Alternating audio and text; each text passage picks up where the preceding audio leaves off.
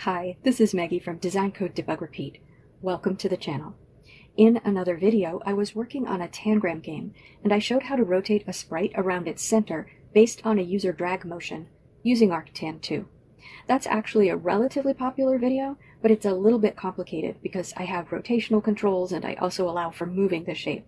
I thought I'd show here a simpler version of rotating an image around its center using arctan2, and then show how to do the same thing with the pygame.math.Vector2 class. What I have here is a very simple pygame program. It draws a rocket in the middle of the screen, and it can detect if the user clicks on the rocket. I'm not using the sprite class in this program, which I feel simplifies the program some.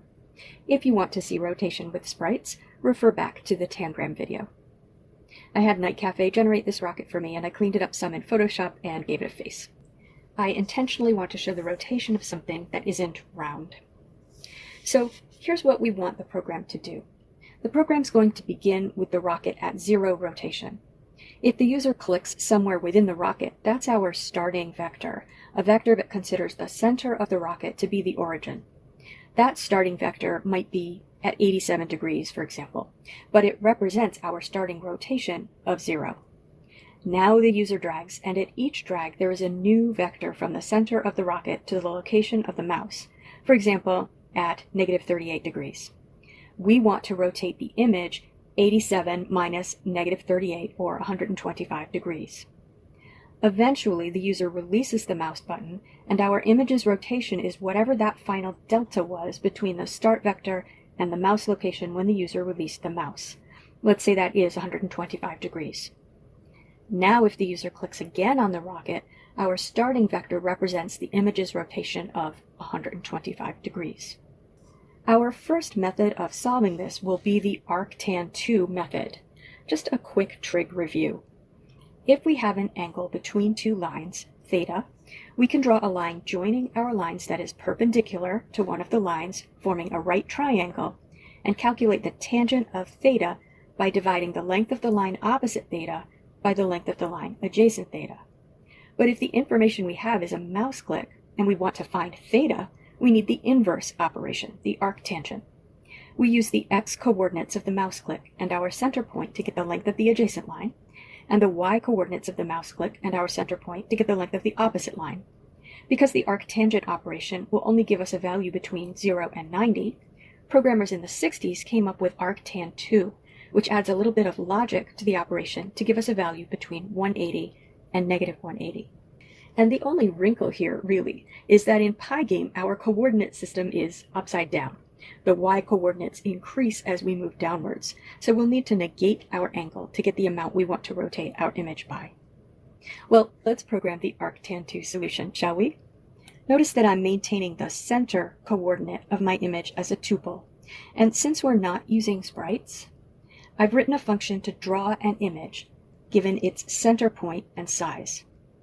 I've written another function to determine if a click is within the bounds of the image, again, given its center point, size, and location of the click. These will keep our event handling code neater, and this is functionality that's usually handled by the sprite class. So recall we need to keep track of the current rotation of the image for when the user clicks and rotates multiple times. So I'll annotate a variable current rotation as a float and set that to 0. When the program begins, our image is not rotated at all, and we'll need the start angle, that initial vector when the user mouses down. I'll annotate that as start angle afloat. We'll need a variable for the rotation as the user is moving the mouse. I'll call that simply angle afloat. And let's have a Boolean turning set to false. We'll set that to true when the user mouses down in our image. We're going to handle mouse motion, mouse button down, and mouse button up events. Let's start with mouse button down, which is the beginning of a rotation action by the user. I'll check if the user has clicked within the rectangle of the image by using my inbounds function. If inbounds, and then the first argument is the center of the image, which is image center. That's a tuple of xy values. And the second argument is the click location. That's the event dictionary value at the pause key. So e.__dict underscore underscore open square bracket quote pause quote close square bracket. And then the image itself, so the function can get its length and width. Okay, so if in bounds and then the arguments, colon, and indented. For conditional code, we'll set turning to true. And we're going to want to calculate the starting angle. Let's just first deal with that starting angle representing 0 rotation. This is where we'll need to use arctan2. So I'll write a new function and call it here, and I'll call it calculate angle. And the information we need is the coordinates of our vector. We're basically just going to calculate the opposite side and the adjacent side lengths and pass them into arctan2. So we'll need the image center coordinate and edict pause again. Let's pass those in and then go write that function. Let's assign that to our variable start angle. I'll write def calculate angle. And it takes the two arguments. I'll write center of type tuple and loc of type tuple. And it will return the angle, which is a float. For a docstring, calculate the angle of loc using arctan2. Now, as I did in my other video, I'm going to assign values to x1, x2, y1, and y2, all floats, to make the math a little clearer. y1 equals center sub 1. y2 equals loc sub 1, x1 equals center sub 0, and x2 equals loc sub 0. I'll annotate angle, a float, and then we'll just build this up. Angle equals math.arctan2. For the first argument, y2 minus y1, and for the second argument, x2 minus x1, we're just passing in the lengths of the opposite and adjacent sides of that right triangle. Now, let's convert it to degrees, because arctan2 is going to give us the results in radians, so I'll wrap that call in math.Degrees.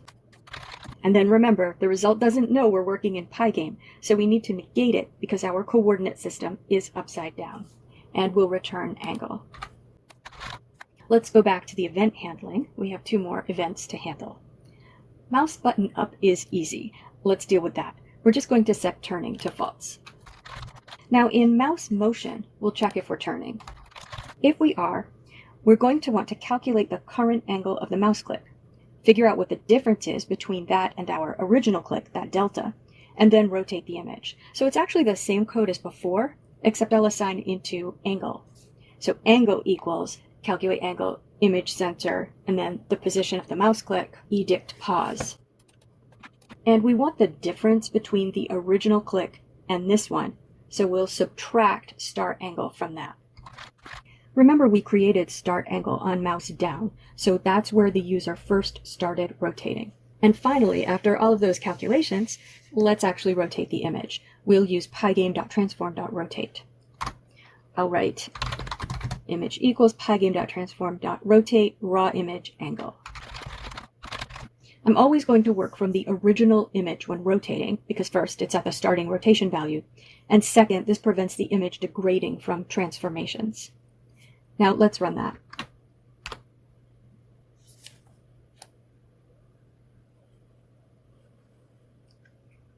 As you can see, that works great. I can turn right or left all the way around, and my rocket rotates with the mouse movement. But if I release the mouse and click to rotate again, it starts out at its original rotation. So we can fix that quickly. We already annotated a current rotation variable and set it to 0. Each time the user rotates in mouse motion, we'll set current rotation to angle. So we're keeping track of the image's current rotation. We just need to deal with it when the user first mouses down. So we'll subtract it from starting angle. Now let's run that. Now I can rotate it, and then release, and then rotate again. And it starts out at the place where it left off. So that's not so bad. Let's see how to solve the same problem with the pygame.math.Vector2 class. So a vector2 object is composed of an xy coordinate. The origin of the vector is the origin of the screen, the upper left corner. That's 0, 0. but I want to rotate my image around its center. So what I'm going to do is subtract that center coordinate from the mouse click location when I create a vector. That will basically shift my mouse clicks so they seem to be happening around the origin of the screen rather than the origin of my image, and that way the vector calculations will work. So beginning back with our original program, we can handle this the same basic way. On mouse button up, we'll set turning to false, and on mouse button down, if the click is in bounds, we set turning to true. Now, something I'm not doing here is locating my image with a Vector2 object. I'm retaining the image center tuple. But a Vector2 is basically an XY tuple, so you could also locate your object with a Vector2. I just don't see a need for that here. Let's go annotate a few variables. That turning variable again, angle and current rotation again, and then instead of having a start angle, we'll have a start vector and current vector. We annotate those of type pygame.Vector2. Now we need to calculate that starting vector when the user mouse is down. That will be start vector equals pygame.Vector2. And then we pass in x and y as arguments. So we want the coordinate of the click, edict, pause. But we want to subtract from that the center of the image because we want to shift the mouse click to the equivalent mouse click if our image were located at the origin. So I'm passing in edict pause sub 0 minus image center sub 0, edict pause sub 1 minus image center sub 1.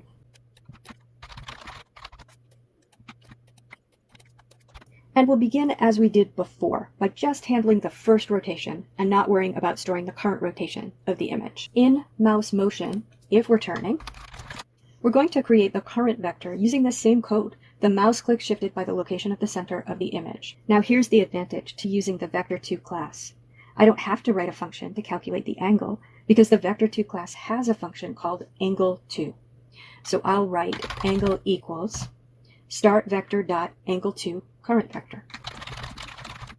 And I'm going to then negate that because of the inverted coordinate system. Now I can rotate the image by the angle with exactly the same code as before, image equals pygame.transform.rotate raw image angle. And let's run that.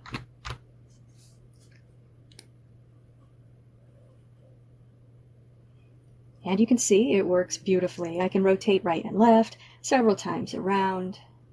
But if I click to rotate again, it starts over from its original location.